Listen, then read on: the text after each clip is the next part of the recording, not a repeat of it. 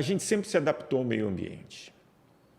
E o nosso corpo, ele é resultado de uma evolução ali de centenas de milhares de anos, onde a gente é programado para funcionar melhor com o movimento. Então, se você vai do pediatra ao geriatra, passando pelo endócrino, cardiologista, oncologista, ele vai falar que a atividade física é importante, porque o seu corpo, quando faz movimento, vão gerar respostas que vão fazer com que o seu corpo funcione melhor. Muitas vezes você não vai apresentar alguns tipos de doença, entre elas a obesidade. Esse é um ponto.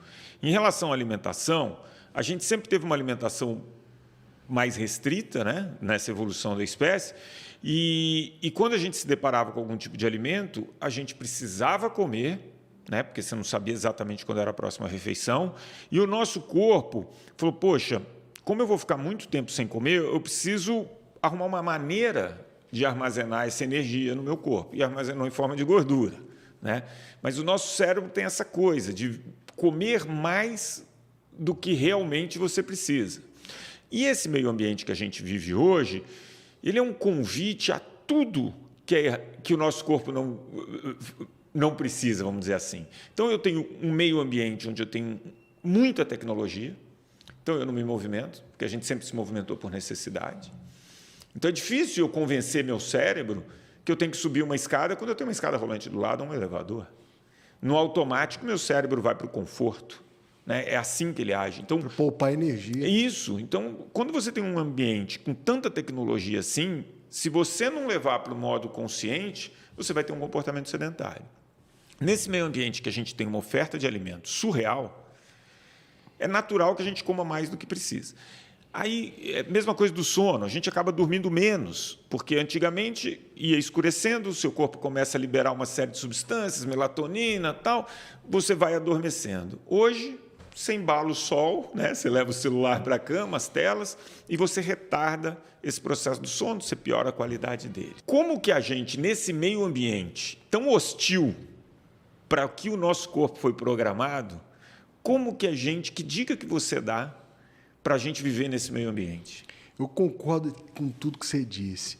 O nosso corpo ele foi talhado para sobreviver à escassez. A fartura de alimentos é uma coisa nova. Nós estamos falando de 50 anos. Então, não deu tempo de mudar os genes que a gente herda. Então, sim, a gente foi feito para comer o máximo possível. Eu vou te dar um exemplo. O transtorno de compulsão alimentar. Um transtorno alimentar mais comum. Uhum. Ele teve que existir porque a gente tinha que comer muito, nossos antepassados, nas cavernas, tinha que comer um boi inteiro para guardar energia, porque você não sabia quando você ia comer de novo. Hoje nós temos o quê? O famoso transtorno de compulsão alimentar.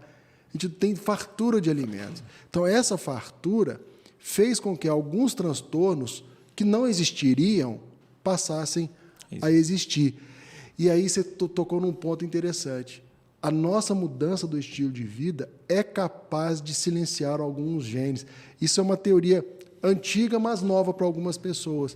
O nosso estilo de vida é capaz de fazer alguns genes trabalharem melhor, sinalizarem para coisas melhores do que outros. Isso é muito interessante. Isso chama epigenética.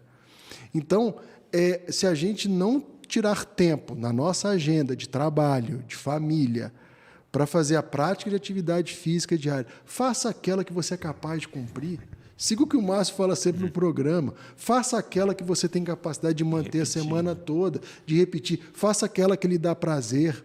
Agora, eu falo sempre para meus pacientes assim, Atala, não espera sobrar o tempo, faça ao seu tempo. Então, tenha na sua agenda o horário para fazer a sua atividade física e você tem que ter um acompanhamento nutricional, sim. Vale a pena você ir na sua nutricionista, no seu nutricionista, algumas vezes ao ano, para, sim, rever seu padrão alimentar e ver o que você pode fazer em relação ao seu peso corporal. E, principalmente, não ficar preso na balança. Checa a fita métrica também. A gente fala muito da barriga, mas a gente mede também a circunferência cervical, Atala. A apneia do sono passa batido nas consultas médicas. A pessoa dorme mal. A apneia do sono é uma causa de obesidade, porque aumentam os hormônios da fome. Então, a pessoa dorme 10 horas por noite e acorda cansada, não faz atividade física, aumenta o peso corporal. Então, tem que ter acompanhamento médico regular, né? Tem Vamos que ter. combinar, pessoal. E eu acho que isso acaba sendo... esse nosso meio ambiente ele é tão difícil da gente manter um estilo de vida se você não fizer isso que você recomendou agora. Limitar os horários, colocar algumas regras, fazer a sua agenda. Porque no automático, e o nosso cérebro ele vai sempre procurar o menor esforço. A gente é ser poupador, foi assim que a gente conseguiu sobreviver, né? Poupando energia. Então, se eu for ficar esperando o momento de muita vontade para fazer atividade física, raramente ele vai acontecer. Eu costumo brincar que quando eu estou na minha casa e quando eu estou na casa da minha mãe, a diferença do consumo de calorias é gritante. Por quê? Porque o meio ambiente ali na casa da minha mãe tem bolo, tem chocolatinho, você abre a geladeira e fala, rapaz, é uma loucura. Você passa ali, é inevitável que você belisque alguma coisa mesmo sem fome. Então, eu gosto muito dessa coisa de cuidar do nosso meio ambiente, né? Para que, no automático, meu cérebro faça escolhas que não vão gerar muito prejuízo para mim. Exatamente.